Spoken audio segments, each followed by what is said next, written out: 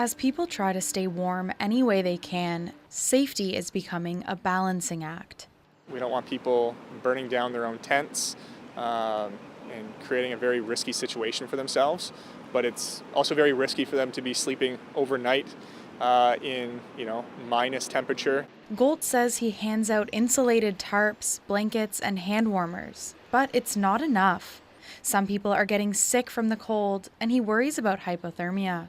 We have to resort to giving them a propane stove with one burner to heat up their tent. But Halifax Fire is reporting a spike in fires involving homeless people, more than tripling since 2021. This as the number of people sleeping outside climbs well into the hundreds. Just last week, a woman in Dartmouth lost her tent when it caught fire. We're very concerned about all the hazards that are present, and hopefully everyone is doing everything as safely as they can. At this encampment in Lower Sackville, they're using these propane heaters to stay warm as the nights get colder. This volunteer says they have carbon monoxide detectors and an automatic shutoff.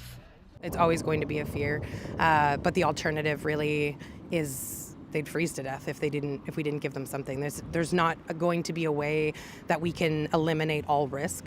Halifax Fire has been visiting tent encampments for wellness checks and to educate people on fire and cooking safety. They're providing fire extinguishers and propane stoves and barbecues for cooking. As for heating inside the tents, the safest option is an electric heater, but most encampments don't have power. There's no electricity, we don't have a source of heat that we could recommend.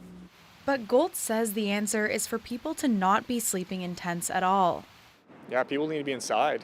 He says the new round-the-clock shelter in Dartmouth will make a difference for some people, but the others left on the street need a more permanent solution. Nicola Seguin, CBC News, Halifax.